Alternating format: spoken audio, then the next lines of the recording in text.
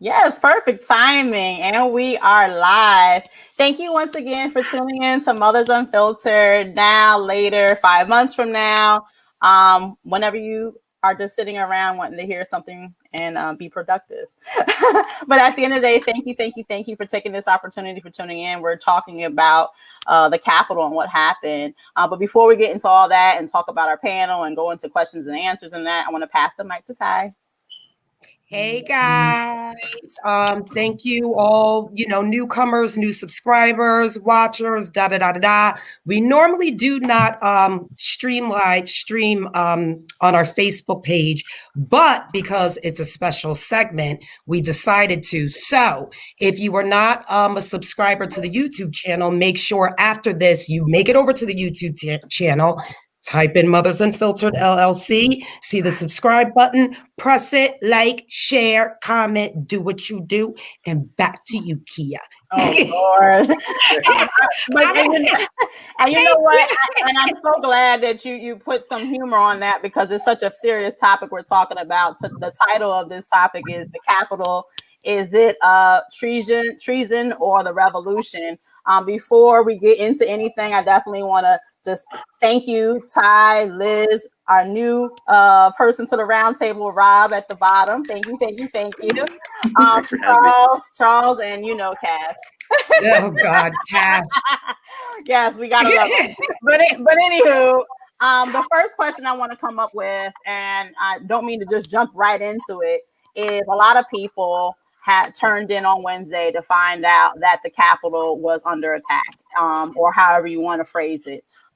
We're going to go into all those details momentarily, but the very first question we'll talk about is the impeachment of Donald Trump, or should they invoke the 25th Amendment? Now, somebody asked, why should we even bother trying to impeach Trump? Because he only has a couple of days left. I got, technically speaking, it's like 10 days, I assume. But somebody wrote, for those wondering if it's worth impeaching him this time, it means that he loses his $200,000 plus pension for the rest of his life. He loses his $1 million a year travel allowance, loses a lifetime full of Secret Service detail, and loses his ability to run in 2024, which he said he wanted to do. So anybody could do into this.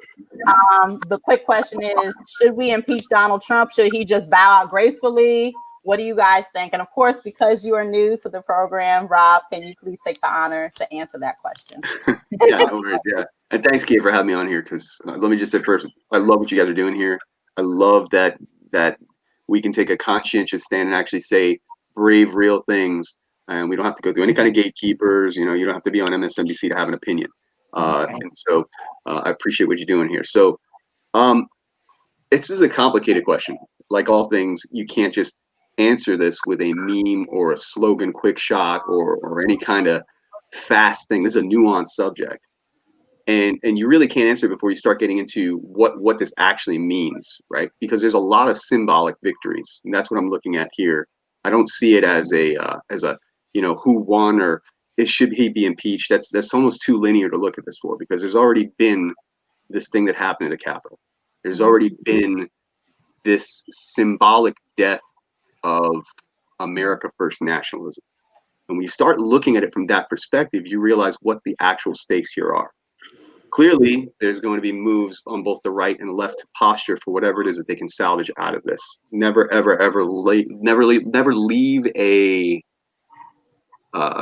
bad situation without capitalizing. I'm saying that wrong. So there's a phrase for that, but I can't remember it on the top of my head. So I think, as far as the subject of impeachment goes, do you have grounds for it? Certainly. What he did was, from a veteran standpoint, he put American lives at risk. He put Americans in harm's way when he didn't immediately denounce the violence. That's the one side of me. The why behind why you want to impeach him is more important to me than the should we impeach him. Okay. There's a subject separation here that I want to make sure it is very, very clear on, because there is a legitimate case. And when you put Americans harm, when you take an oath to the country and you say, hey, I'm going to lead you guys and make sure nobody dies on my watch, there's no wars, that kind of stuff is important. It resonates with people like me. And then you're like, there's some violence going on over here. I'm not going to denounce it. That's a stance. Choosing to do nothing is a choice. When you're in a leadership role, you don't have the luxury of saying, I don't feel like making a decision today. That's a decision. So for that, the massive amount of dereliction of duty that this guy had from a veteran standpoint is Paul.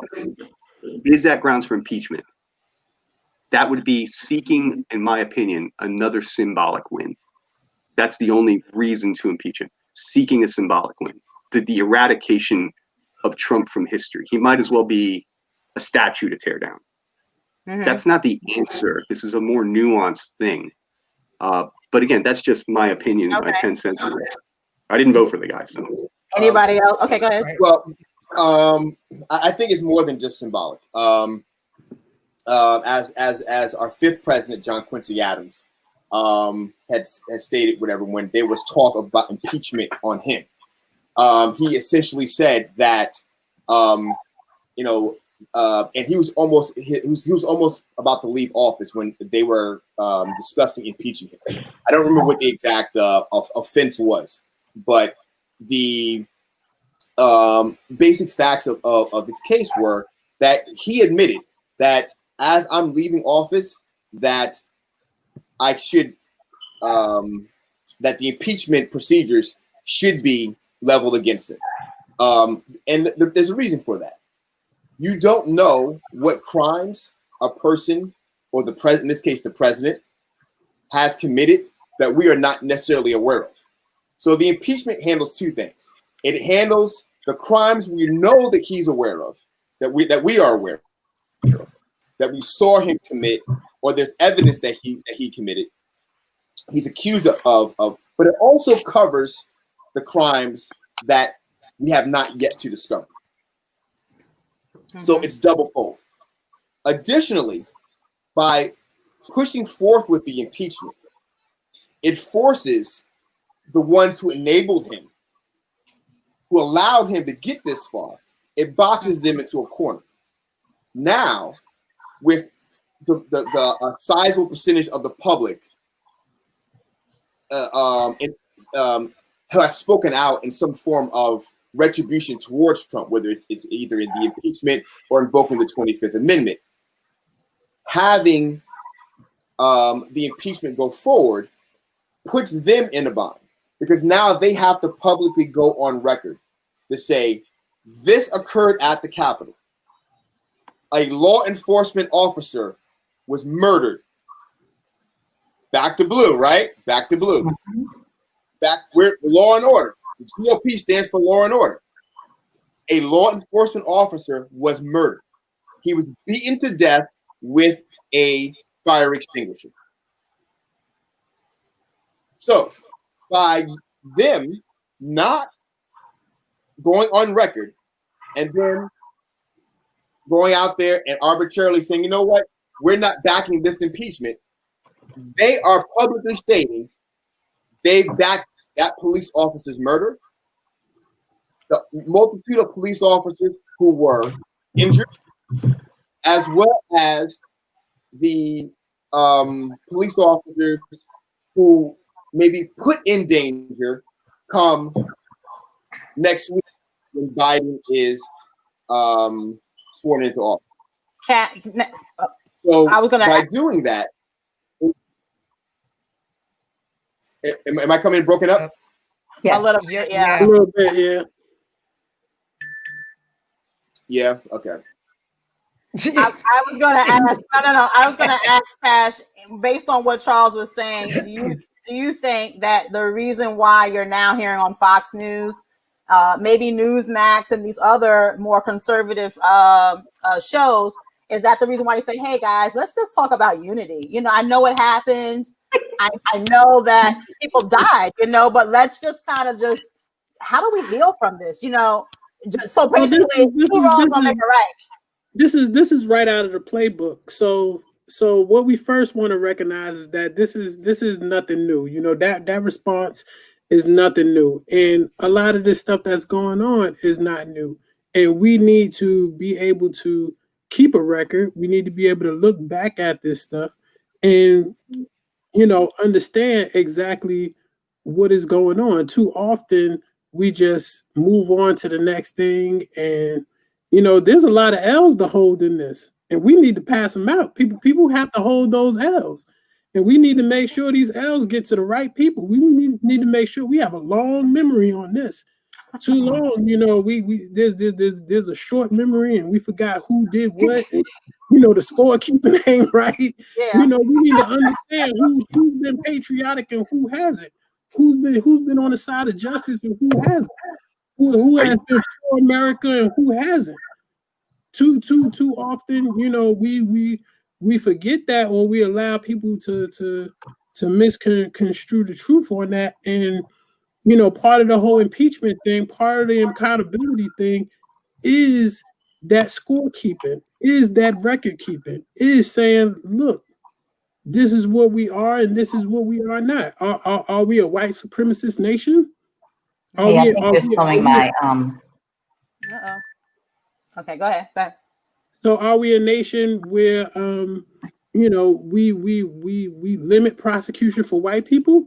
Are we a nation where we limit prosecution for the president? Is there a point where we can't go as far as the president? Is there a bounds that the president can't overstep?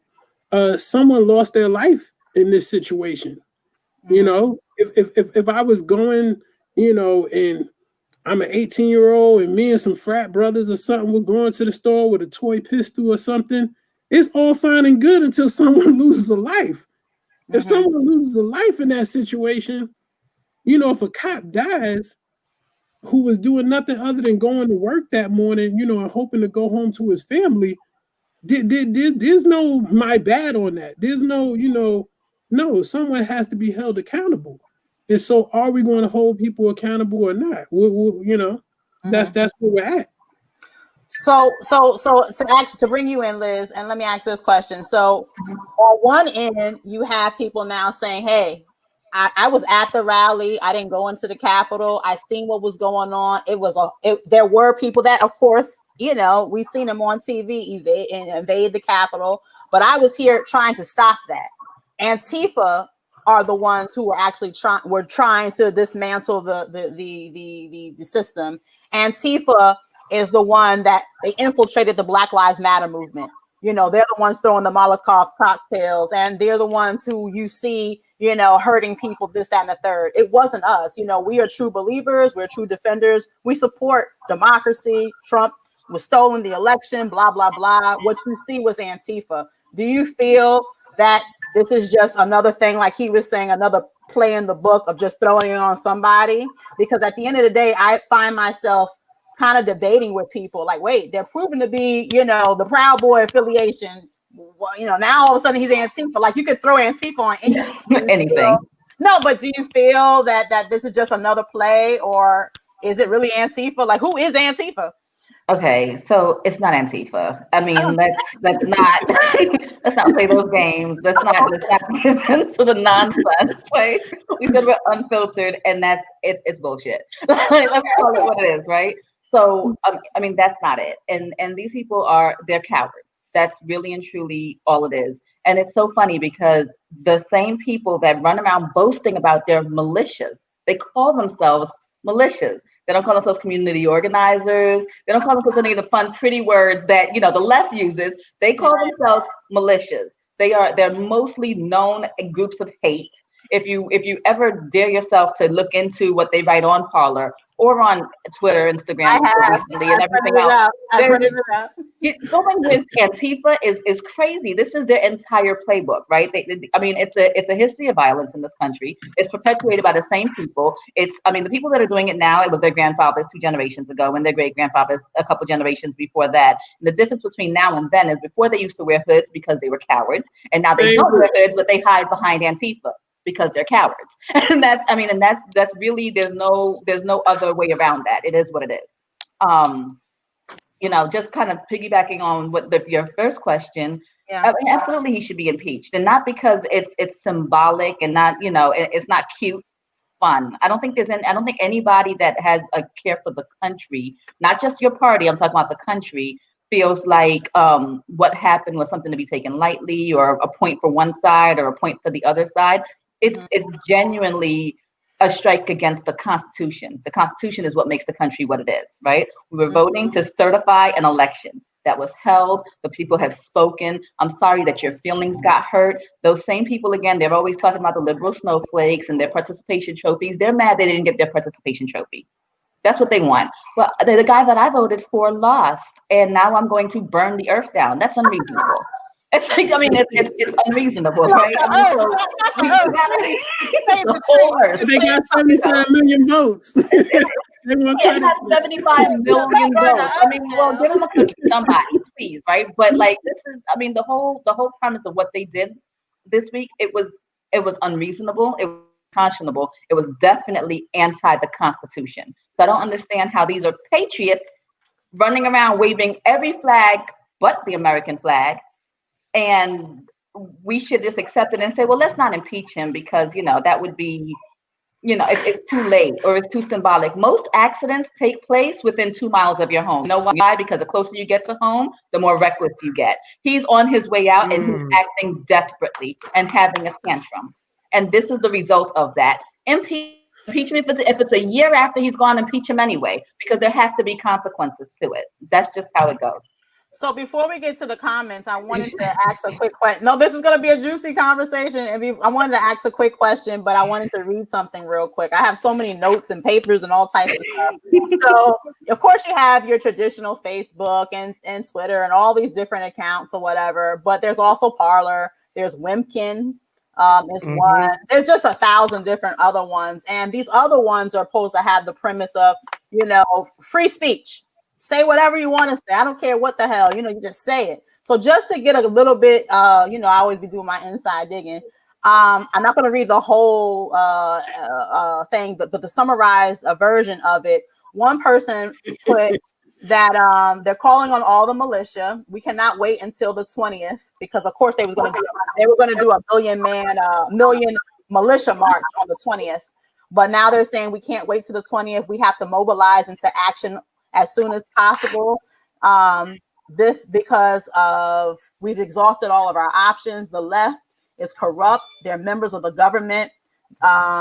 If we wait until the 20th, they will be prepared and waiting. With Biden in charge of the military, we have to act while Trump is still president. We need the military vet and leaders to start mapping out offensive strategies. Local militia groups start moving now and organizing. So it goes on and on and on. And then it says there will be blood to shed. People will die on the sides they're not facing. We're defending our land and the republic. So that's one.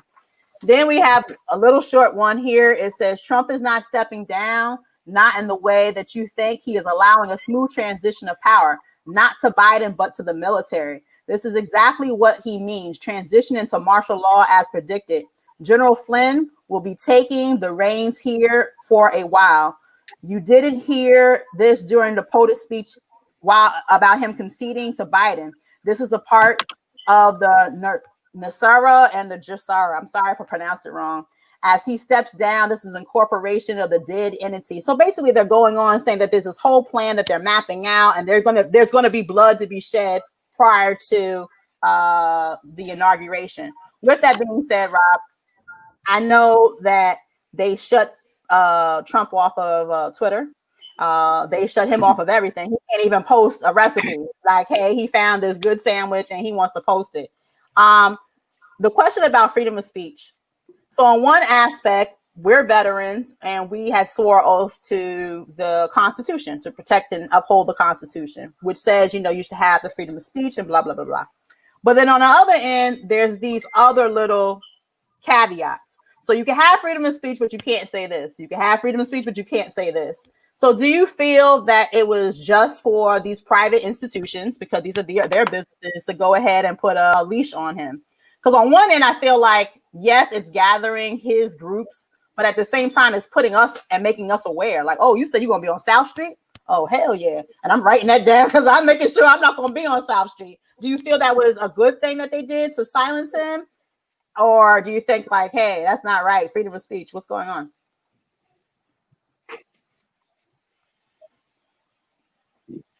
Sorry, there was some skipping over there while you're talking. I don't know if Oh, I'm anybody so else has sorry. seen it kind of skipping. I was just saying No, that. it's okay. No. I was just saying, do you feel that it was a good thing that they silenced him in reference to posting on Twitter and these things? Or do you feel that, he should be able to say what he should say? Because it's truly, freedom of speech. I'm going to lead this question by saying, anytime that you create a rule for quieting anybody, and I don't care who you are, like literally anybody, you set a precedence for the next time that it happens. So people talk about slippery slopes. I don't know by what authority tech giants like Twitter or Facebook can deem the person who has nuclear codes is not responsible enough to have a Twitter account.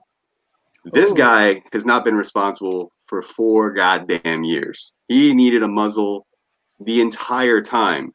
He needed at least somebody who had a full-time job of making sure that he doesn't say stupid shit in public. That aside, whatever offense that any other human being has in this life, you can't tell them whether or not they're allowed to be heard. I'm sorry, I caught some of that stuff, but everything keeps breaking up. Oh, he just said that he fired him. He had somebody, but he fired him. He did. Yeah, right. Yeah. And that's the thing. Who hasn't he fired, right? So by Trump, it's very funny that the virtual signals behind this, because everybody wants to paint themselves with an ideology until we all realize that ideology is stupid. When you say, I don't like what this member of my staff is saying, so we're going to fire this general, and we're going to fire this guy, and we're going to fire that guy, because they're not falling in step with what I'd like them or how they'd like them to behave. And then that same exact shit happens to you from the public. I mean, it's like you sort of reap what you sow there, but at the same token, this comes down to the overwhelming sense that most people are realizing at this point. This man was not at all responsible with his position. He swore an oath and he didn't follow through on a number of occasions. And I could show this for like so many previous cuts. I can show this for Obama. I could show this for Bush. I'm not a fan of either of these parties. But I will say this. When you set the precedence that you can be shut off, you introduce a really nasty game of high school popularity contests wherein a mob rule mentality will dictate who gets to be heard. And that is a scary, scary, scary place to be. Because I feel like everybody here can sort of feel this thing growing. You could feel the swell. You could feel the swell after Floyd got shot or got killed. You can feel the swell now. Whenever you have a group of people who don't feel like they have a voice, you enter into this very danger Will Robinson kind of zone where eventually people who are silent are going to pop off. It's going to result in some sort of social backlash. That's how wars start. I'm fortunate enough I haven't been I didn't live through the 1940s. When you talk to enough of these people who have, they're like, yeah, everybody sensed it was coming. Like we all fucking knew it was going to happen. And we all know what's happening now. So you have to be very, very careful for what rules you demand. Because when you do, you're giving license and credibility to something that really, truly isn't even real. Because honestly, all of our points of view, all of how we feel about what happened at the Capitol, or who Trump is, or really what should happen is completely inconsequential. Is how much gas are we giving this dialogue? How much of this are we actually feeding the machine? And while some big player out here is like, cool, I finally get that war I haven't had in 4 years, they're smiling their asses off because you can see the pressure cooker. Every man with common sense knows this is going to get worse. This year we're going to have, I don't care, it's not murder hornets. It'll probably be a doggone UFO and a market crash, but it's going to be something back to back. And it will shock no man, no person in this room right now. Nobody will be shocked. Like we'll be all, oh yeah, I guess, yeah, it's 2020 part 2. We'll meme about it. But the truth is, like, y'all see stuff coming. Yeah. Is that a coincidence? Yeah. Charles, do you feel that he should have put a muzzle on Trump a long time ago, or do you think like, hey, you're like, he made a good point. Well, if we trust him with the nuclear codes, how the hell does, why can't he have a Twitter account? And that's really true. Like, there's a fundamental difference between that, and I think it comes down to Americans in general not understanding the actual Constitution. The First Amendment, which covers what we like to call free speech, is not truly free speech. It's the ability to speak out against the government. So if I, Charles Haskins, want to go ahead and say the government sucks, what that means is that the government cannot come back on and throw me in jail just for saying the government sucks. I have the ability to go ahead and speak out against the government. That's the only true free speech that we have. Anything else opens you up for being liable for your words and can lead to lawsuits, different type of criminal as well as civil actions taken against you. When you, as a private citizen, sign up for for Facebook, or you sign up for some type of social media, you are agreeing to their terms for that service. There's no special thing for a president. All his account is the same exact account that everyone else signed up for. All right. He's saying when you sign up for Twitter, you are agreeing by their standards for how to use their platform. And if you fail to do that, then you are subject to being penalized. And there should be no difference whether he is the president or whether he is anyone else. Just because he has access to the nuclear codes, or whether he knows UFOs really exist, or whether he knows JFK really did have a relationship with Marilyn Monroe. Oh, shit. Probably did. But guess what? In the end, it comes down to, whatever, is that no president, the president is not above the law, and the president is not against the contracts that he signed, which essentially is what terms of use for that social platform. And so, yes, the muzzle should have been put on him a long time ago. The problem is so many people were willing to placate Trump. They're willing to go ahead. Oh, he's the president. I fear him. I don't fear the president. When I met President Bush, I called him Mr. Bush. I didn't call him President Bush.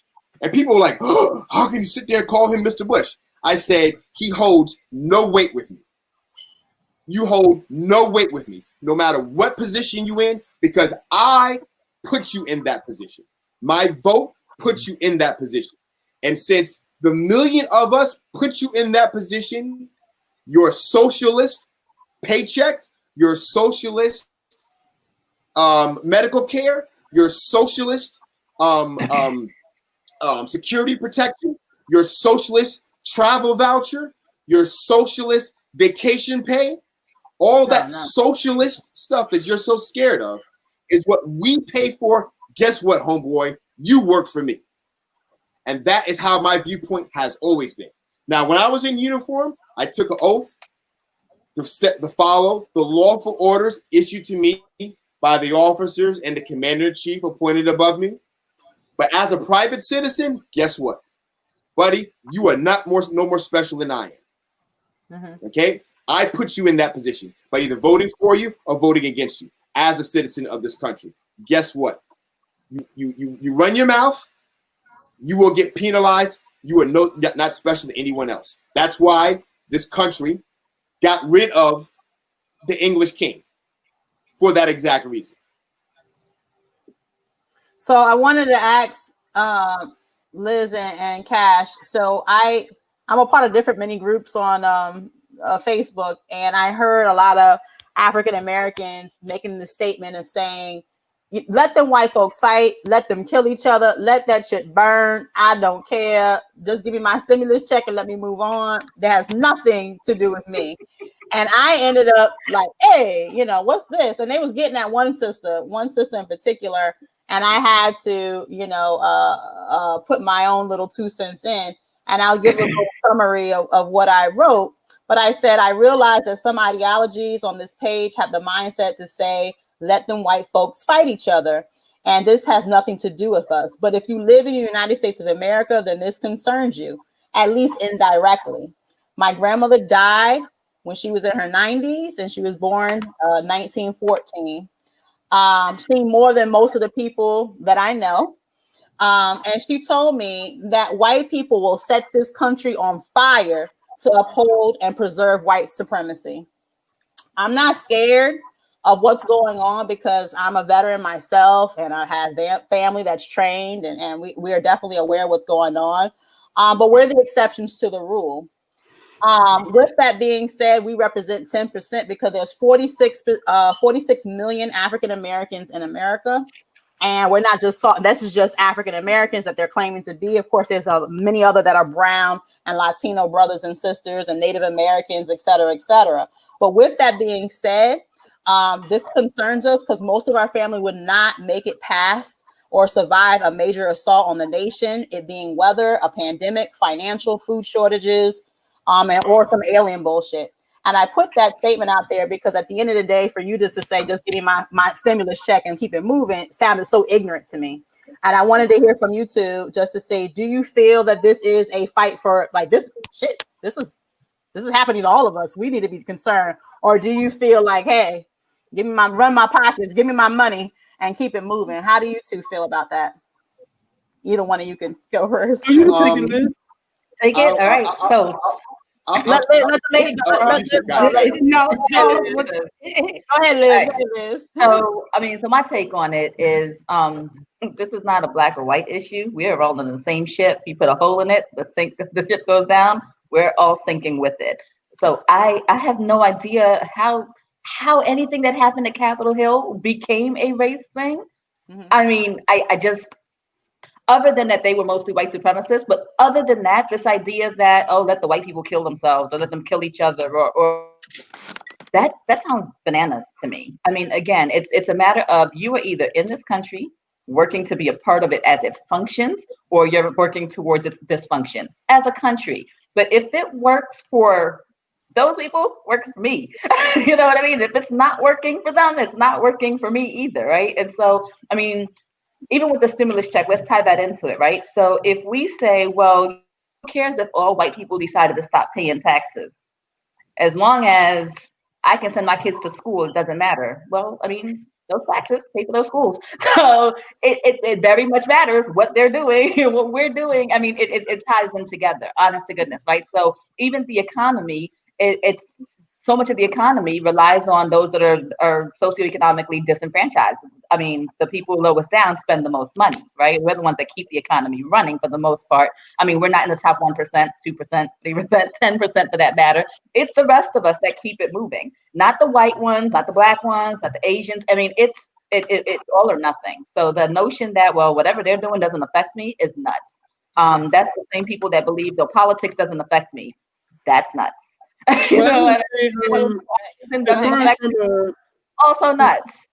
So from like a African American perspective, my thought on this, and I have been thinking on this, and my big takeaway from this, as far as from an African American perspective, is that again, when I started off my last comment talking about holding L's, right, and making sure that blame is, appropriately distributed. That history, remember who did what, and winners are treated like winners, losers are treated like losers. As far as for the African American population in America, one of the biggest issues is that after the Civil War, like the South was supposed to hold that L, and somehow Black people held that L for the Civil War.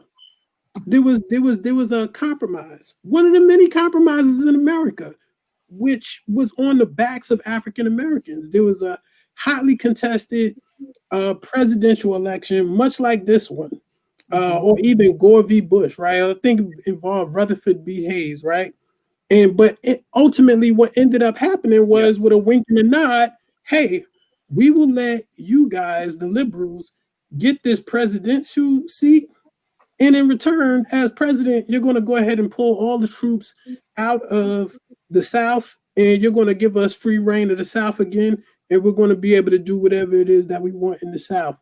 So you will hear a lot of times where people get elected senator or things like that or whatever. You will hear like, this is the first time Blase Blah has been elected since Reconstruction. Because during Reconstruction, Black people have made a lot of strides in this country, and there was a lot going on in the South and everything. Black people were senators and governors, all types of stuff that you would not believe before that compromise. And much like the 3/5 compromise, where it was at the detriment of Black people. So many times we've had compromise in this country. Right now, they're talking about compromise. Yeah. Like, hey, we need unity. We need to bring this thing back together. And you know what could possibly be part of that compromise is this whole thing about the voting, right? So really the argument was that Republicans, they tried through their Republican state legislatures to pass a lot of laws to suppress Black vote and prevent Black vote. And hey, you're not going to be able to do this early. You're not going to be able to do this. And a lot of groups took those laws and stuff to court. Judges overturned those things. They were overturned in different ways. And they were saying like, hey, that's cheating. You guys overturned it with judges or whatever, and that's unconstitutional. You should have to somehow figure out a way to take control of these statehoods and these Congresses, these state Congresses, and pass laws in order to make it fair. And then you can do it that way. But the way that you did it was not right. So now what they're saying is like, look, okay, we tore up the Capitol, right? You're right. Okay, we're sorry. We tore it up. My bad. Come on. My bad. But you know what? I didn't mean it. We still, you know what? Okay, we'll act right again. We'll get back in line. Well, you know what I'm saying? We're sorry. But those laws we were talking about, those voting rights things we were saying, those voting restrictions we were talking about, those are real concerns. Those are real things, and we really want you guys to consider that in the past. Well, I need to interject. Come back on board. Maybe you guys should pass some of that. And again, on the backs of Black people, we compromise on bringing the country together, and we hold the L. Let me interject real quick. I want to ask this question, and Rob and Charles, you jump in if you like. So when you hear the thing, hey, let's have that unity. Come on, I know this happened. Do you think the reason why it's a big push for that now because this maybe represents the Republican Party, and now it's kind of like, well, hey, y'all put this crazy man in office. Look what happened. And now they have like this egg on their face. So kind of to save their reputation, he's a one-off. Because I think Senator Lindsey Graham, he was like, hey, enough is enough. You you do your job. Let's get out of here. Do you think they're just trying to yeah. And now they're hurrying up and they're putting resignations in and they're doing these things because look what the party as a whole is about to represent. So do you think they're trying to save face on that end? They what they are trying to do is typical of this country since its inception.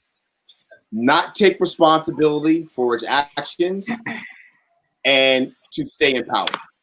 You see, from 1776, when this country was first came into being, am I breaking up again? No, you good. You're fine. I'm good? Okay. All right, sorry. So from 1776, the Civil War, and the Civil Rights Act of 1964, they all have one thing in common. The people who committed the crimes were the people in power, and they compromised, and the people who committed the crimes stayed in power. You may have gotten a little bit of crumbs, but they stayed in power. It doesn't matter what party it is. See, the Republican Party and Democratic Party didn't exist when this country was formed. It was the Federalists and the Whigs. Mm-hmm. Okay? Those were the two parties. Those two parties are now gone, and now we have they gave way to the Democratic Republican Party, which split into two and became the Republican Party and the Democratic Party that we now know when they resurfaced underneath Andrew Jackson. It's always the person the person of European descent who commits a crime, and then when he's caught committing that crime, asks for unity and forgiveness. Not the hand in the cookie jar. That's why I'm because that Christian shit is BS. That's where they get that from. And I'm sorry, Liz. I know you're into your religion, okay? But that's where they get that nonsense from. Okay? Oh, you gotta forgive me. All right? No forgiveness. AOC said it straight up. And I don't support AOC and everything she says. Okay? But she said it straight up. No. You're gonna take this L. Right here, right now. You enabled him, you put him into power, you will suffer the consequences for your actions. Because that's what we teach children, don't we? We teach children at age 5, take responsibility for the things that you do. We tell teenagers, oh, wait a minute. We told Trayvon Martin, take responsibility for the things that you do. You're 17, you're an adult. Okay? No. They're doing it because they don't want to be investigated. They don't want to go to jail. They don't want to take responsibility for their actions. That's where it all comes from. Whispers from the body camp already that okay, we're gonna move forward. You know, like you know, we're not going to try to do anything that's too radical. We want to make sure that we're bringing everybody together. You know, so it's like even when that side loses, they don't lose. And so here's the thing. Before I'm going to talk about security, and I'm going to bring you in, Rob. I want to definitely talk about security because you end up going through hell trying to get through the airport or even trying to get to your job with an office badge. And I work from home. You got to get an RSA token. You got to clap your hands 3 times, then restart your router just to get into working from home. I mean, it was so easy just to kind of walk up to the cap. We're going to get to that in a second, but Ty, can you hit up the comments? Because we have like a flood of them. Yeah, we do. Where do you want me to start from? There's a lot of them. Just start. All right, hold on. There's a lot. Okay. So we love Melissa. Now they want unity. They need to admit the clear racism. Facebook user, they're just making sure he's erased from history and gets nothing, with also making it possible to take him to court for his crimes. We have love what you're saying, Charles. However, the 75 million supporters, we have a nation divided, and it makes us vulnerable to our enemies that are watching and waiting to get even. This was too easy to see a breach after 9/11 of this magnitude. National defense is a problem with people on the inside. We are breached. We're going to get to that in a second. Go ahead. We also have if the tables were turned and this was a Democratic president, he would already be impeached. Before the Oh, look, it's HBC outdoors. Hey. He should be impeached so he can't run for any federal office again. That's the sense of urgency. We don't know who. Okay, Facebook user stage 5 tantrum. We know who that was. We also have Law 101. You cannot tell fire. You cannot yell fire in a building filled with people. Why? Someone could get hurt. Trump is doing the equivalent of that every time he tweets. People get hurt. Good point. He had to be shut down. Yes, he is the leader of the free world, but he has planned an attack on the government building, holding the entire government in it. That is why they should enact the 25th Amendment. Let's see, Clyde. The only thing that would make step down is freezing his family assets. Melissa, we know how Melissa did. We know, I've never thought about that. White people have never been silenced. Let's see. Oh, those L's are the ones on the wrong side of history. Put it in the history books, right, Cash? Everyone loves the L's, Cash. The Republicans are divided within. Mitt Romney has integrity since the beginning, going against him, but Ted Cruz is a sellout. I can't stand Ted Cruz. I'm sorry. Just Oh God.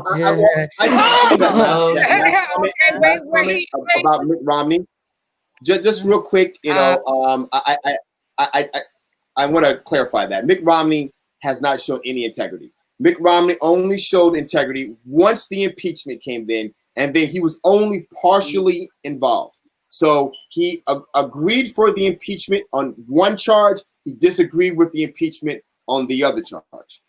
So Mitt Romney, whatever, is not a man of full integrity. He is a politician just like anyone else. He just has a little bit more control integrity than some other politicians would.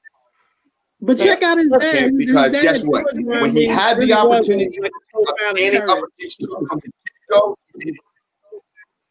okay. Continue on, Ty.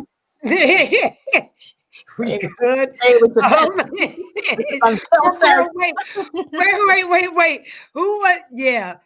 Say y'all better say it. Right, Charles, but they saw their life could have ended for real. It wasn't a video game. Eric, to the last message, we can't worry about the enemies for the outside while being attacked from enemies within. 100. Denise, say it, mama. Once again, and Rob, I wanted to bring you back in when it comes to the security. Before we listened to the comments, we talked about, when you log into work from home, there's so many different steps you have to take. Going to the airport, it seems like you're getting sniffed by dogs. You're taking your shoes off, damn near your bra or underwears or whatever you got going on your prosthetic leg just to get through the gates. There's so many different steps we have to take ever since 9/11. We've seen that there was a big flaw. That's what they were saying. Communication. I remember that was a big thing in reference to communication because you had the fire department on one end and the police officers on another end. One's going up the building, one's coming down, and lives are lost just because they didn't have a radio, where they can communicate better. But the question that I have for you is, why do you think it was so easy for the Capitol, which actually Pence, his family, everybody was there. The vice president was there. How come it was so easy for people just to kind of walk in? I know there was some video clips of police kind of letting them in and waving them in and holding the doors for them. Some police took selfies. They actually had a police officer right now who just committed suicide today. We don't know why he committed suicide, but that's been on the news. I had mentioned it to Cash. He said, was it really suicide? And it's like, another conspiracy. But with that being said, why do you think it was just so easy? One of the, for us to just kind of walk in the front doors, why do you think that? First of all, I'm not an authority on this because I wasn't there. I'm just taking from media, for whatever that's worth these days, what the accounts are. And then I'm just going to add that to the comments since I have just from serving. So if you're serving, that when you don't have the gear or the personnel to take care of some shit. And what happened in this situation is the simplest explanation. There wasn't enough police and nobody thought it was an emergency until it was.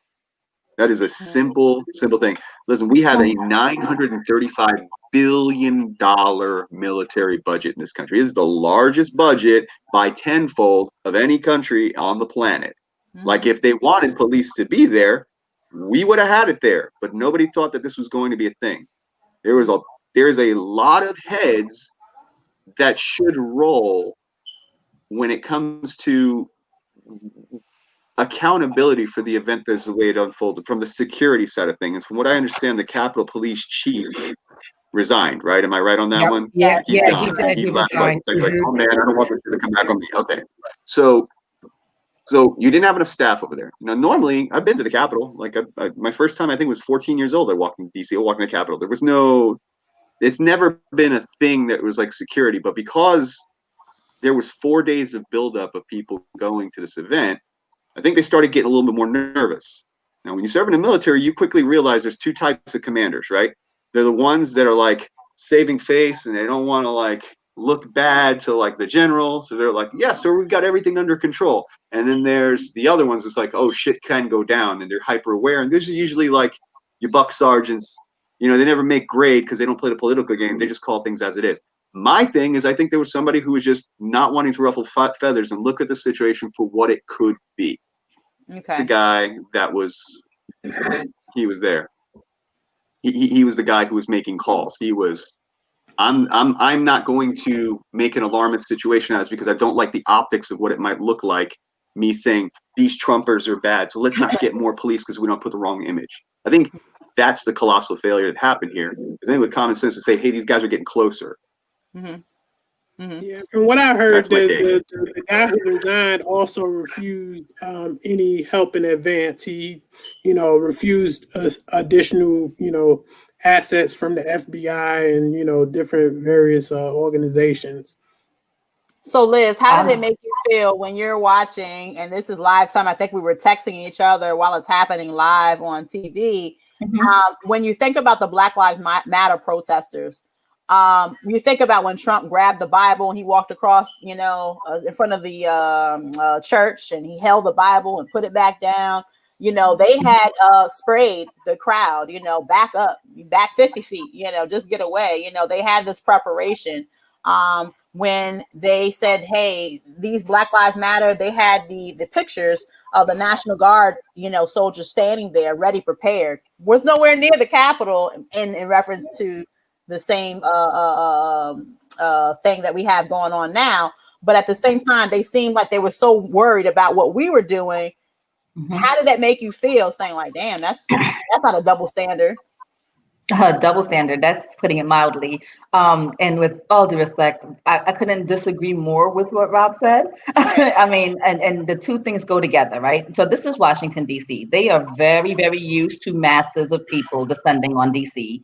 for one reason or another all the time, right? So this is not like Podunk, Mississippi, where, oh my God, all these people are here, where'd they come from? We're underprepared. That would be one. This is Washington, D.C., the capital of the U.S., that's basically the capital of the world, right? The most important building with the most important people in the world in it, not arguably facts, right? The number 2 person, the number 3 person, and then the next 500 most important people in the country, right? There is no way in the world that this just happened because somebody didn't think it was that important today. They have been broadcasting it loudly. The one thing that you can say about Trump is he's absolutely fearless. He says exactly what he means to the loudest microphone that he can speak into. He said January 6th is going to be some shit. He said that. He said it's going to be wild. Be there. He said it's MAGA day. He literally, these are things that he literally said on those same platforms that didn't silence him. They let these people gather for the longest, right? And again, these are not people, these are not protesters, these are not organizers, these are not volunteers, these are militias. They identify as such, right? They brag about bringing their guns everywhere. They take pictures, they make commercials. These are not friendly people. We didn't think it was going to get wild. They said it was going to be wild. He said it was going to be wild. They said they're coming to take names. They constantly talk about executing people, important people, governors, senators, and they talk about it loudly, not low key. It's not like, I don't think I like him. Maybe Trump goes to that line. I might not like him so much anymore, but he knows he's talking to crazy people that have no problem executing their enemies. They speak about it loudly and proudly. So this notion of, we didn't think it was going to be so bad. We didn't think that anything was going to happen. We didn't need to bump up security. The idea is foreign to me, especially for a place that is that secure. Somebody had to open the doors. One of the things that fascinated me the most about this week, that was stories that I think maybe we should pay attention to, those ballot boxes. I don't know about you guys. I didn't know that there were real ballot boxes, that they had paper ballots that they would read, right? Now, I'm speaking for most people here, I think, when I say I don't think most people knew that, right? My understanding is the people that were on the floor of the Senate taking those pictures in Pelosi's chair and everything else, they went into that room looking for those specific boxes to burn them, because if they were burned, you couldn't certify the vote that day. They knew there were boxes. They knew what they looked like. They knew what room to find them in. They knew how to get to them. There's positive, and I am not a conspiracy theorist, but somebody told them what it looked like, told them where to find it, told them how important it was for them to go to that room looking for it. They also had zip ties. They were specifically looking for pens, specifically. I mean, this is nothing in my mind short of an inside job. So it's not an accident. But then again, it goes back to the whole thing of trying to not take those L's and save face, because I know you mentioned, hey, if we're going to listen to the media, one thing I'll put out there, and this is just my personal opinion, the media, based on what channel you listen to, can be swayed. You know, when you turn on Fox News, they said the protesters, they're upset and they're taking charge and blah, blah, blah, and they're doing these things. So you turn on CNN, these insurgents, there's a coup, and two things are happening. You know, you're just twisting and changing some words, and then here you have a spin on it. I mean, we all know, based upon other different types of subjects, the media can have its day, and they'll do what they do in reference to swaying people. But I feel like pictures say 1,000 words. You know, people firsthand footage. I literally have on my phone the pictures with the people taking the selfie with the cops. Like, they in the building, like, hey, and they cheesing, you know, or the guy waving the people in.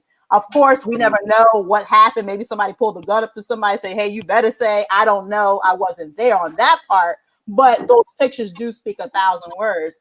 With that being said, Charles, do you feel that the more we start digging, it's going to be a big cover up? Because that's how the conspiracy theories start, you know, because if you find out that the police were in on it, you know, they said that somebody was a lieutenant colonel, that the one with the rope ties. I'm like, what the hell? The lieutenant colonel. Right. Yeah. He was a retired lieutenant colonel. Yeah. Yeah, I know. But it was like, well, wait.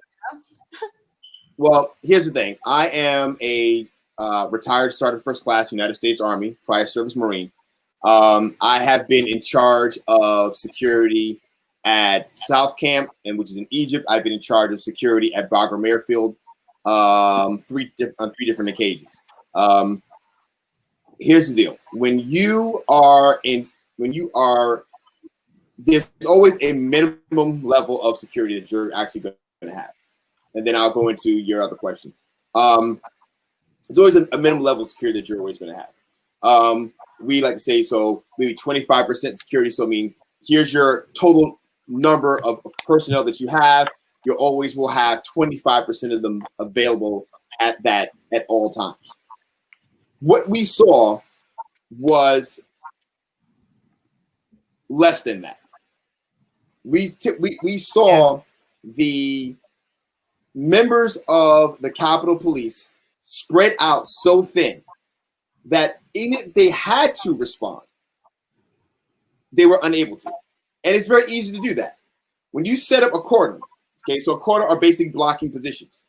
If you set up those cordons so far out that the personnel are unable to respond, okay, they're not able to get to that position where they need to be. The issue that we had at the Capitol were not only systemic failures on the end of the planners, but it was also a deliberate issue. And you can always tell a deliberate issue when the standard operational procedures of an organization are not being followed. You see, we never leave less than 4 personnel at the front gate of a military base. There will always be 4 armed guards at a military base. You will always see 4 MPs. If you do not see the 4 MPs, you will see contractors.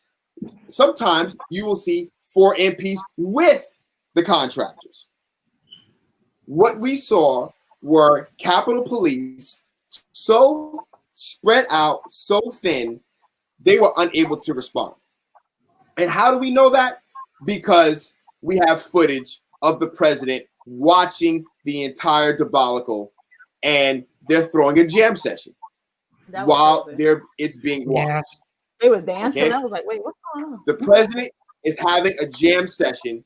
His son, their family, their supporters are all watching the entire thing go down, and no one is issuing orders. They allowed the chaos to happen. Mm-hmm. And we know that it's on video. It's on video. Go ahead, Rob. What was you saying?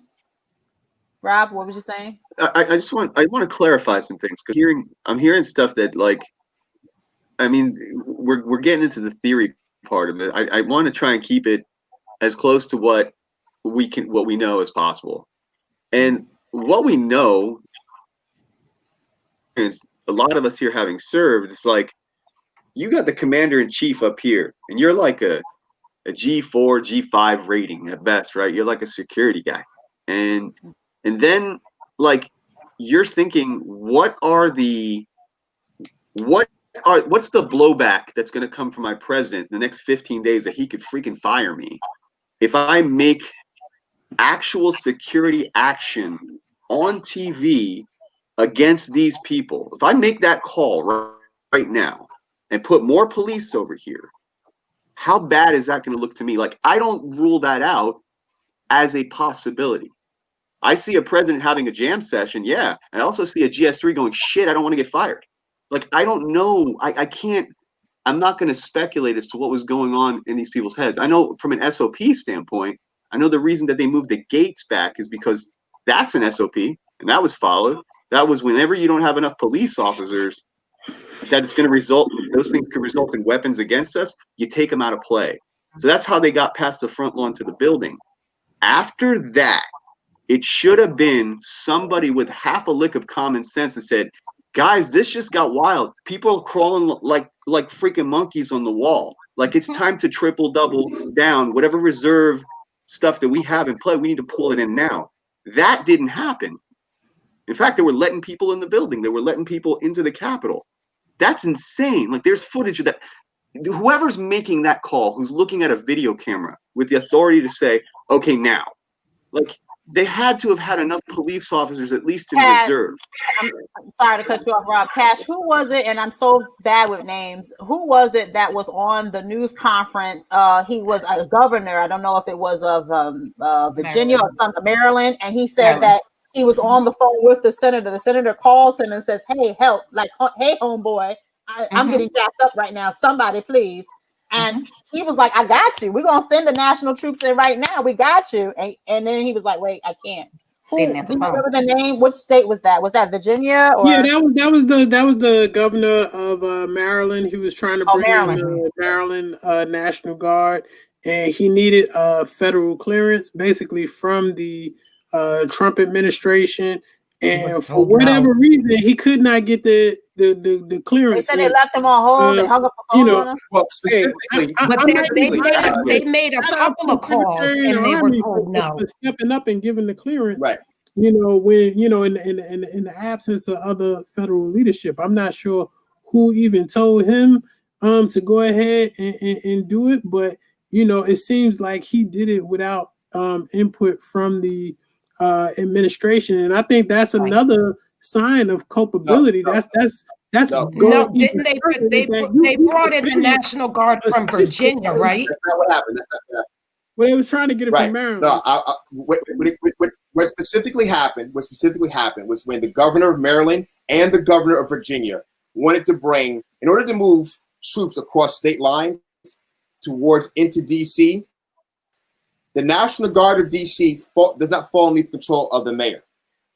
The National Guard of DC falls underneath the Secretary of Defense. There is no Secretary of Defense. He was fired. We have an acting Secretary of Defense. And that acting Secretary of Defense takes his orders from Trump. So the reason why those National Guard soldiers could not cross state lines to go into DC to mobilize in DC is because they did not receive the federal orders from the acting Secretary of Defense to enter DC, because you need his permission for any outside troops to enter DC. He did not give that permission because he was taking his orders from Trump. But now, how did those troops finally make it in? Because Vice President Pence ordered those troops in. Well, that's good because he's got to get his ass on record. Pence was about to get that Wait, ass. hold on. This is our Nancy sister. Pelosi, and Schumer, Nancy Pelosi and Schumer. So here's people who stand against him. Okay, they're both Democrats. Nancy Pelosi and Schumer both admitted that it was Pence who finally ordered the National Guard in. Wow, that's crazy. That's just awesome. crazy, and that's crazy So, to know that literally that the is Capitol. sequence of events. It's just That's the sequence of events of what exactly happened. It's crazy to know that literally, because they said they found pipe bombs and all different types of other things, explosives and stuff. Yep. But just to find out, like, wow, literally, we could have sent a big explosion on national TV, you know, in midday, and we're waiting on somebody to make a phone call. Like, if I'm calling out all y'all on the phone, I know we ain't talking a minute, Rob. But if I'm like, yo, I'm about to get my ass whipped, I'm gonna need y'all to send some people immediately. I don't give a fuck. I'm giving you a GS2, G3, G4, 5. Bring your ass, please. I'm about to get this ass. But can you read the comment side?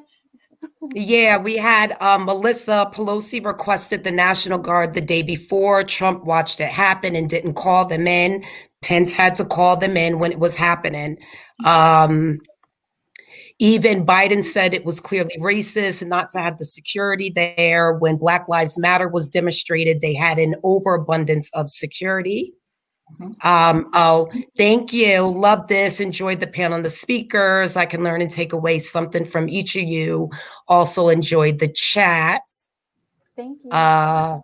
Yeah, Paul Thomas, who gave out the permit to this rally? Do you know how hard it is to get a permit? Does months of planning and also have to buy a bond? Wow. So he said, "Yep, this is an inside job." Permit. The hate is so strong in this country that we don't know what democracy is. Corey Smith, he allowed this every step of the way, putting every politician and worker for the free world in danger. Sedition and treason is very real. And everyone involved from 45 down needs to be charged. Hey, ain't nothing wrong with that. What? He said it in the debate. Proud Boys stand back and stand by. He told them, like you said, Liz, in plain sight. People like, oh, he's just crazy and talking. He's a Gemini. Whoever you are out there, I'm a Gemini.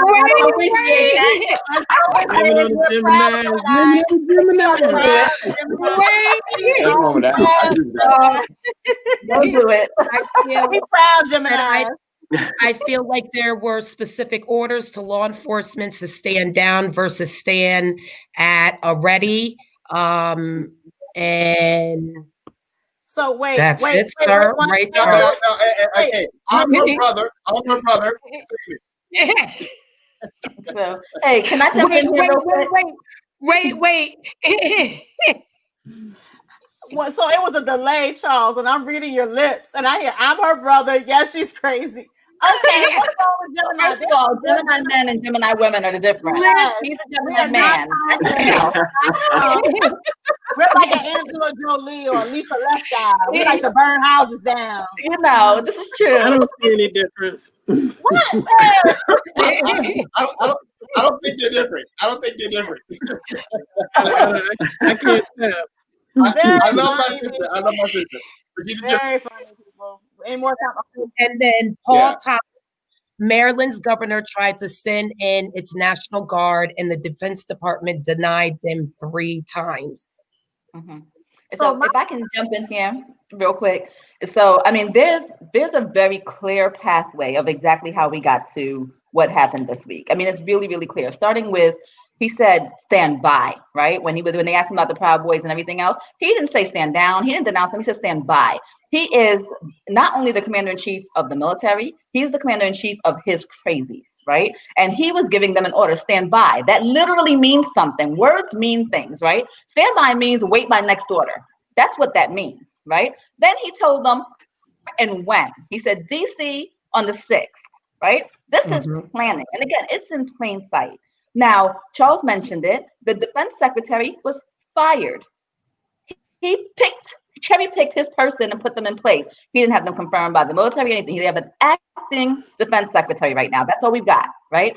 Also, Barr stepped down, right?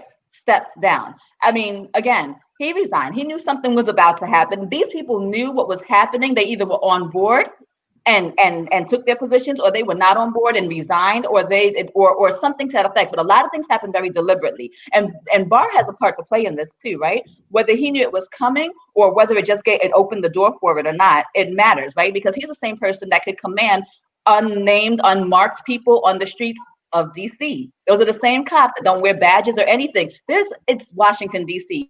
There's every type of security. These people have their own personal security. You have the Secret Service. You have Capitol Police. You got the FBI. You have every letter of the alphabet that works in DC. We have parts of the government we don't know about as everyday people. This is the most protected place ever, right? The defense secretary was just not answering the phone. It wasn't that he denied him. He didn't answer the phone. That's Trump's dude that he just put there, I think 3 or 4 weeks ago on purpose. There's a lot of pre-planning that went into this. Nothing about this happened overnight. He stood on that stage within minutes. You could physically see the crowd turn around. He said, let's march. I'm going to march with you. We are going to Capitol Hill, right? These are direct orders. He's giving them direct orders, right? Pence betrayed us. We know what the penalty for that is. And I know on this particular panel, we talked a lot about winning and losing. I don't know that it was about winning and losing. I think it's about constitutional and unconstitutional. I think this is treason or it's not treason. I think that words have meanings. These people are traitors. They literally talk about executing people. We should not forget these words have meaning. And they're not saying them because it's funny. We talk about people are crazy, like it's a funny thing. These people are serious. And they're crazy, not in the funny way. They're crazy in the way that crazy means. They're not right. And he's commanding people that they're joking crazy. And not right. He knows that. And he's playing on their heartstrings. He's playing with people's emotions. When you say to somebody that loves you, that you've been cheated, that means something to them. And when you sit there and you say, I love you too, because he literally said, I love you guys. He said that, I love you. These are emotions. He knew what he was doing. And they also stated that he was upset that he even went on and had to say that. Like, stop what you're doing. He's not happy that you have to admit that. So just to put it out there, and I know all you guys know what the word treason means, but just to put out the Webster's dictionary, treason is the offense of attempting by overt acts to overthrow the government of the state to which the offenders owes allegiance, or to kill or personally injure the sovereign or sovereign's family, the betrayal of a trust, treachery. But the question is this, and the reason why I named the title of this podcast, the Capitol Treason or Revolution, is because in many revolutions in our past, people had to be treasonous, if you want to use that word, to overthrow what they found was a corrupt society. And I always say all the stuff ties in, because we're going to pretty soon do a conspiracy podcast, which will be definitely. This is her segue in. So, but with that being said, though, this was a part of that conspiracy. If you heard of QAnon, a lot of people said, hey, this is something that a whole bunch of some devil worshippers, and they got some pedophilia going on. I heard so many different things. Cannibalism. Yeah, and they're just kind of taking over the leftists, and we got to shoot them down at their knees. I've heard different things. But at the end of the day, people say, hey, I'm a good guy, and I just want to see a peace, a just republic. I want to be able to say, hey, you know what? My kids will grow up in a safe environment, so forth and so on. With that being said, Rob, do you feel that this is going to manifest into something worse? Do you feel that this is just the beginning to something bigger? I read a book. It was about the end of the times, and Sylvia Brown made a prediction.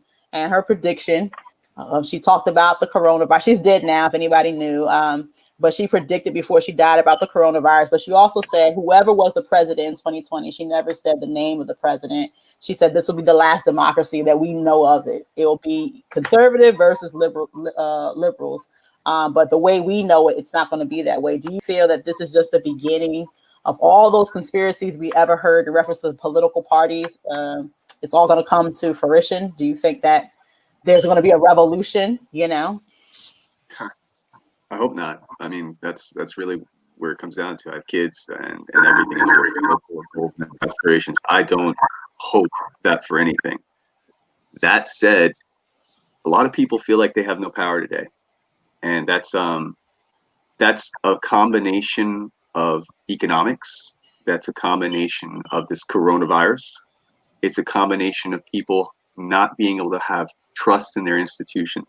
And that is taking a psychological toll on people in a way that cumulatively we're all becoming active participants in something that's growing to feel a lot more like inevitability. I often think, like, and I'll pose this question back to you guys. How do you picture the average person was feeling post World War I in Germany, when you got a nation trying to resume its identity, and half of those people are like, I don't want any more war, I don't want any more problems. And yet, even with that, this rise of crazy a duocracy, one was a nationalist party, and the other was just like, I'm just scared to talk, so I don't want to say anything because y'all got these brown shirts running around and making lists of people.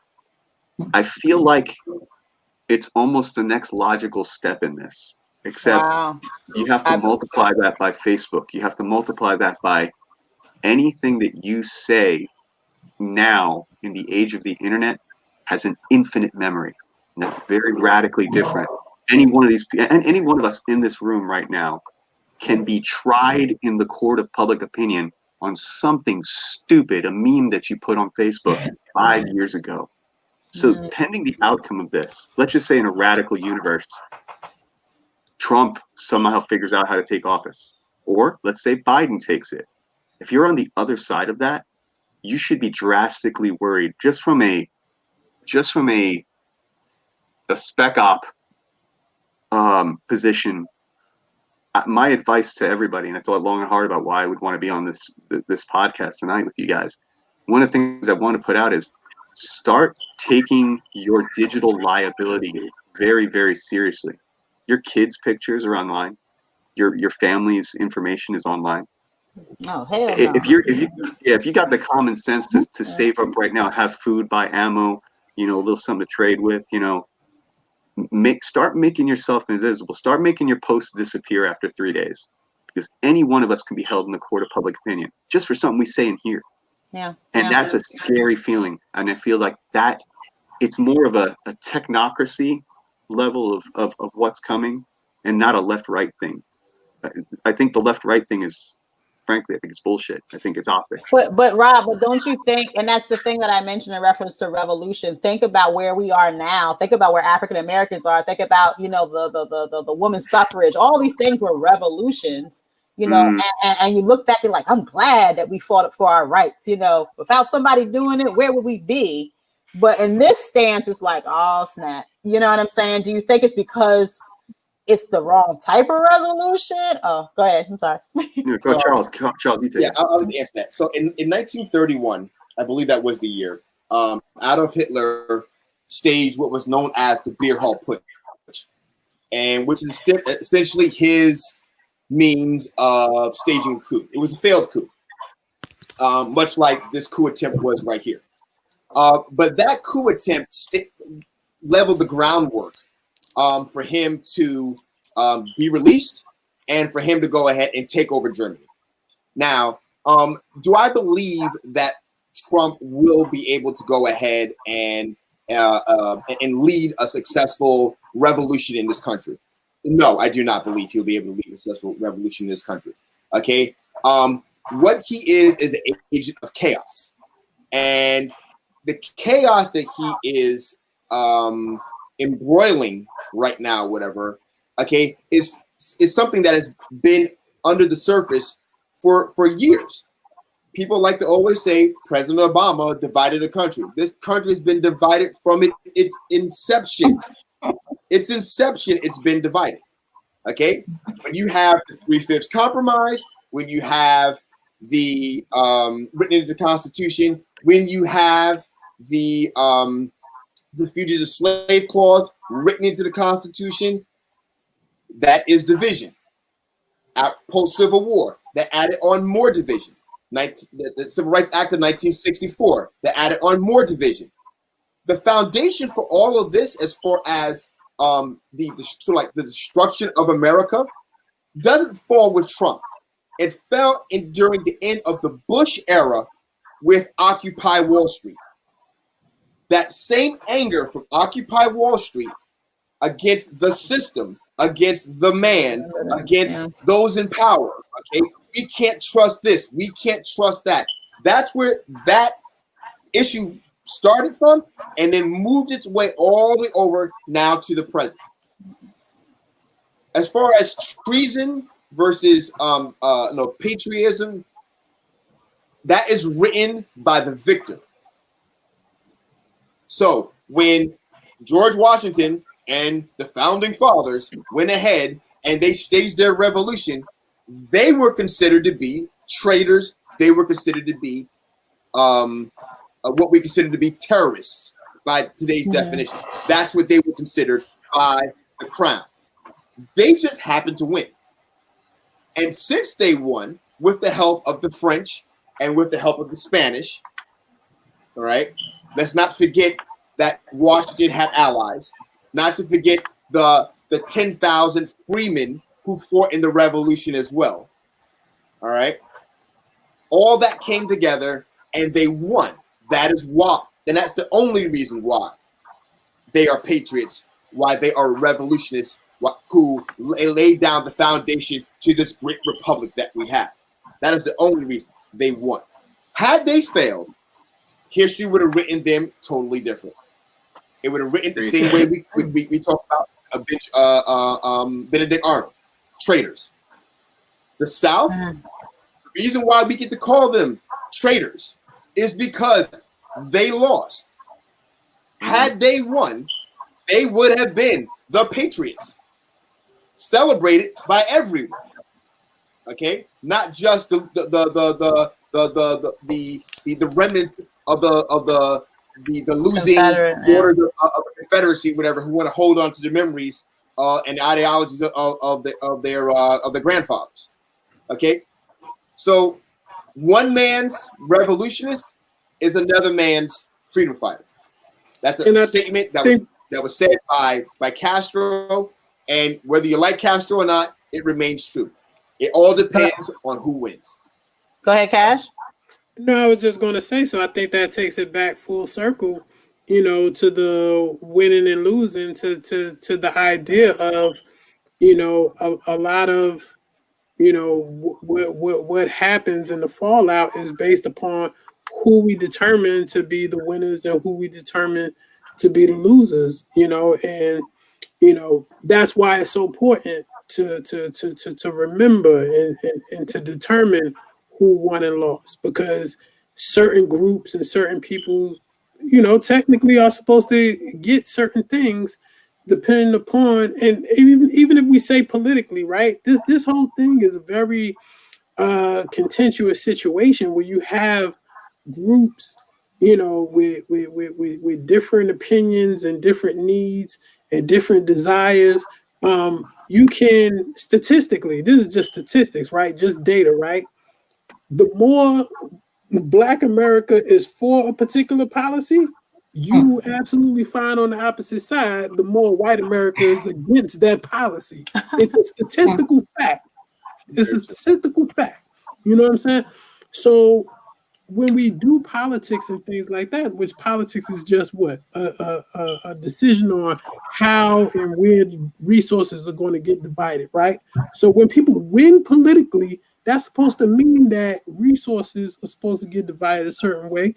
When they lose politically, that means it's supposed to get divided a certain way as well. And what ends up happening in this country again is that when even we have political or even military wins and losses, we end up somehow back in the same point where this particular group of people, um, you know, they don't end up having to lose anything. They don't get held accountable. They have free gambit. You know, violence is something is a tool in their toolbox. And not because it's just a tool in their toolbox, but because that the world at large, you know, recognizes that as a legitimate tool in their toolbox. That, you know, if they want to use that, that's not something that Black America has at its disposal. Is this you can go through any sort of media or movie or music or whatever you want.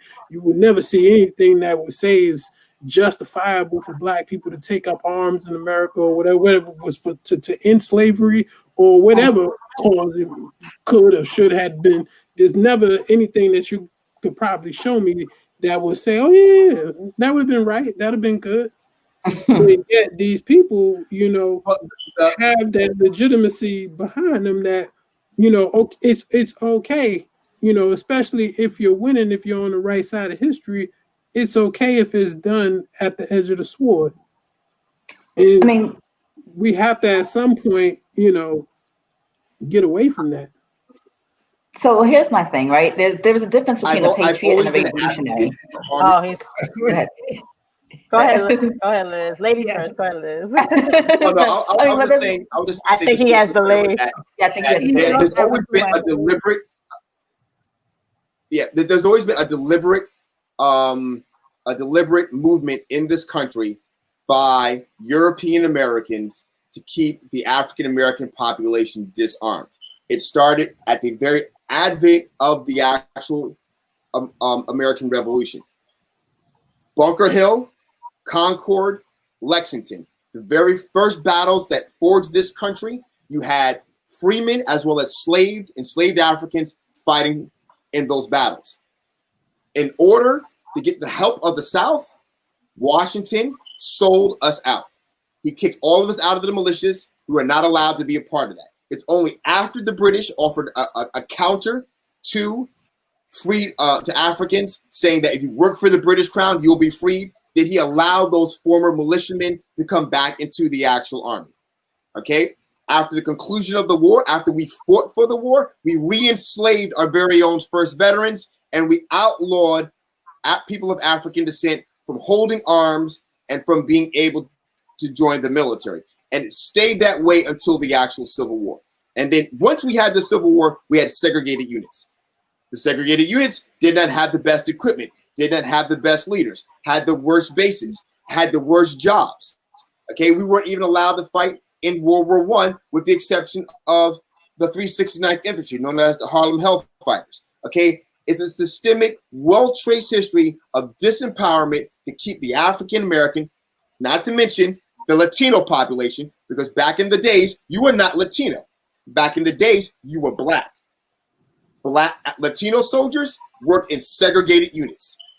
If their skin was over a certain shade, if their skin was under a certain shade, they went to the white units. Okay, racism, systemic disempowerment of minorities has always been in play with this country. That is why you see the stormtroopers come out in force for a Black Lives Matter movement, and when not the stormtroopers from the Hicks, they come out, the protests, whatever, the Capitol Police are nowhere to be seen.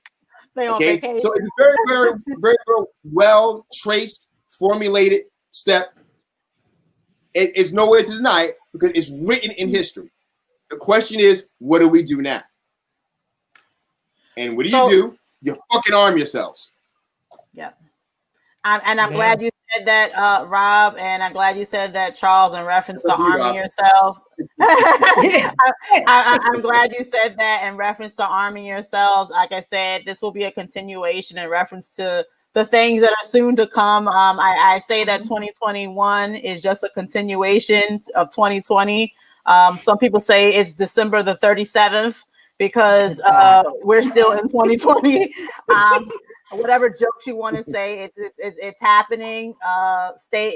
be continued. But the last question that I have for you goes to Liz, and it's, how do you tell your kids what's going on? Because of course, when from the Black Lives Matter protest, we found some type of conversation to kind of put to you. But now wait a second, the government, they see the building, they don't know the difference between, some of them don't, between the Capitol versus the White House. The little kids don't know. Right. What are you telling your kids? So I have an 8-year-old that is addicted to the news. I don't know if that's healthy. I'm not telling you to have your kids sit and watch TV all day, but you'd be surprised at what she understands. Okay. And she's definitely keeping up. She literally has, think about it, she's 8, she's gonna be 9. And since this guy was running for president, she decided, I don't like him. He says mean things. Like, why does he speak like that? Or, and this was, I try very hard to kind of keep my conversations, at least I used to, if I'm being honest, away from the kids. Clearly these days, not keeping it away from them quite as much, but she's engaged and she's asking questions. And if she's asking questions, I'm answering them, and I'm answering them as honestly as I can. I will say that I try to be as neutral as possible. I mean, you guys have had my brother on the show, and he's of the exact opposite side of the spectrum than I am. It's interesting because he has kids that now ask me questions. Well, why would you vote for a socialist? What do you say when your 8-year-old nephew asks you that, right? And so I try to answer in a way that I think is as neutral and informative as possible, and let them kind of come to their own conclusions. It's hard for anybody to be neutral, right? But, explaining this week, I simply said to her, I said, patriots are people that love the country. The three things that make this country a country are the Constitution, our government, and the people. If you knock off any of those, we don't really have the country anymore. And the most important thing, and I said it in the right order, is if you're fighting against the Constitution, you are not a patriot, period. Right? So those people are not patriots. They do not love the country. They do not love the Constitution. And what they're doing is an act against this country. That is how I explain it to my kid. And I want there to be no ambiguity with that. This could have gone really, really south, right? This is a country where we've really gotten used to mass shootings. Can you imagine a mass shooting on the Senate floor? It could have gone there. That is, it's something that could have happened, right? So you have to think that is taking out an entire branch of the government. We were right there. Like, we were right. All they had to do was find the hiding spot or get there just a little bit sooner. Or one of those bombs could have gone off or anything like that, right? You're talking about eliminating an entire branch of the government, right? So that's the number 2 thing that makes the country the country. You know what I mean? And when it's being done, when it's an inside job, I noticed somebody really took it personally, because I said that to me, it was the second worst day of my existence after 9/11. And as a New Yorker, that's huge, right? There's nothing that was more pivotal in life than that, right? And watching that, I'm a person that genuinely loves my country. I did not serve in the military, but I was married to a Marine. I have very many friends that were in the military. I have nothing but respect for anybody and everybody in a uniform. I have nothing but love and respect for my country, for my hometown, which is Brooklyn, of course. I love this land. Genuinely speaking, love this land. My parents came here in pursuit, there you go, in pursuit of the American dream. We believe in America wholeheartedly. So to see it under attack, we were under attack. The difference between 9/11 and what made 9/11 worse was the number of casualties. But that's it. What made this week almost as bad, it was us. It was not a foreign entity. It wasn't a foreign enemy. These are so-called Americans. This is us. It would be like not your reflection, because these people don't reflect me, but it's imagine your reflection trying to stab you out the mirror. Like, that's crazy to me. Them turning on Mike Pence. It's funny. I know people that were, Trump lost, but Pence 2024. Those same people now were talking about, kill him. And I'm going, listen, I have no love for the guy. I don't, but I don't want him killed either. That sounds it sounds foreign. Well, so I have to clear that up for my daughter. When I viewed it as people that are angry, that have suppressed their voice for a very, very long time. I think somebody mentioned that it's kind of like a bottled up, type of expression. And they've been prepping for years. It's so interesting because we like to react instead of be proactive. And they have been training. They have joined the military to go back and teach their little hometown residents how to do this and do this. And at the end of the day, it wasn't a surprise for me. I say this because I'm always looking, I always have my head on a swivel. I always have a spidey sense, you know, like, when a person makes a statement, I may put it to the side, but I'm like, I heard what he said. And I'm going to talk to my friends like, you heard what he said? He said something about Tuesday. Make sure you don't come in on a Tuesday. And I'll take that day off just because I don't trust people.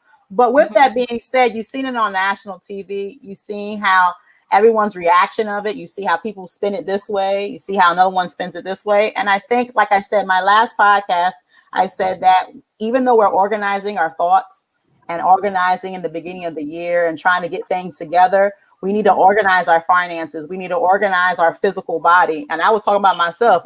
A fat bitch can't help nobody if I can't, run myself. I'm out of breath. And a skinny bitch can't do nothing either. She can't hold the bottles or the weapons or nothing. So we got to get this shit together.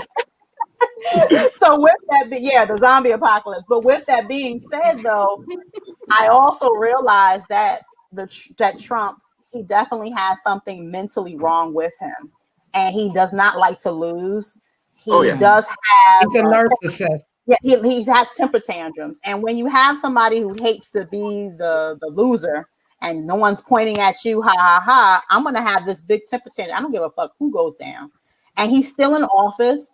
I don't think it will be to the point where he's like, hey, I have my hands on the nukes. But what I do feel is that he has the ability to persuade people. Somebody made a comment about Geminis, which I am. We can be great communicators. We can be terrible or either great at it.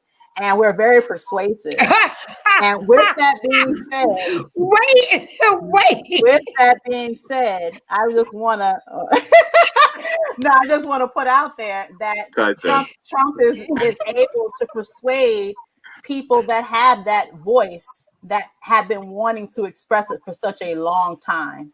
And he's given them the platform to do it. He'll say little things and say, hey, back in my day, I wish we could just jab them cross the this and then people like, and rally up the crowd. Kia, just if I may, I just wanted to put in, this has been the weapon of choice and the brand of politics for that particular constituency since, this country has been around. If you go back in the archives, you will see grand Klan parades and marches on the Capitol. Trump daddy was in one of them. These people out in full force, full regalia, and this is their brand of politics. This is how it's always been. If everything else fails, we will burn you out of your home. We will burn you. They like to project and put mob rule and different titles on other groups or whatever. But there's been one group of constituency who has lived and ran by mob rule in this country since its inception, and it's the same mob that was up there at the Capitol the other day. And anytime that, whether it's the Coe Massacre or Rosewood or any of these things, when they can't achieve it or win it politically, I think the big thing that was so surprising about what happened at the Capitol is, when you think about the idea that, white America has 90% of all wealth in America, it's really not been necessary for violence in a very long time. So you've not seen it because you're talking about a group that has won the game already. So what is the point of, the violence is antithetical. The violence is only going to rile up other people or whatever, you know what I'm saying? So, I think that's one of the things that was so surprising is that you haven't seen it so long because, it's just not been necessary. But, you've had these people on the radio and the president and everything who have somehow convinced, this group who really have. But just to add to what you're saying, if you're putting out there and people could do the research and saying, well, wait a second, if white America owns so much wealth and just in a general sense, and wait a second, you got the left coming in, they're trying to make this thing into a social thing and they're trying to spread the wealth and they're trying to, we got people looking at reparations now. What's this word reparations we're talking about? And free healthcare and this and this. We're not having, we're sharing our wealth. I'm not sharing a damn thing, is what they're saying. And we're not bringing, and like my grandmother who passed away, she said they will burn this place down with you in it, just to keep that legacy of white supremacy going on. And I know it's not a per se a racial thing, but it's an ideology that's been embedded in every facet of our being. We all live in it, indirectly or directly. And I think that just to kind of wrap everything up, we have to still keep our heads on a swivel, stay prepped, stay ready. If you don't know how to stay prepped, stay ready, reach out to your neighbor or whoever you can trust. Make sure you can trust them. and grab a partner somewhere else. Like I said, this podcast is going to be a segue leading into some other big things that are popping off for 2021. But thank you so much, guys, for joining us. This definitely has been a pleasure. To be continued. Wait a minute. For the people that are on Facebook, please go to YouTube and like, subscribe, and share the page if you like what goes on here, and help promote the channel. Yes, because I see some people in here, so I better see a lot of likes too. Oh, Jesus. We don't want a revolution. We're going to start a revolution, guys. But thank you once again from the bottom of my heart. I do want to know what Cat is drinking in that red cup, because your eyes was looking saucy, but we'll talk offline. Leave Cash alone. Cash was good today. Cash was on today. What are you drinking, Rob? What are you drinking? My mama watch how you gonna say something like that. Okay, wait, Eric, you have a great night too. Winslow, love Liz's shirt. Liz, say it with your chest, Liz. Bye, guys. Nice.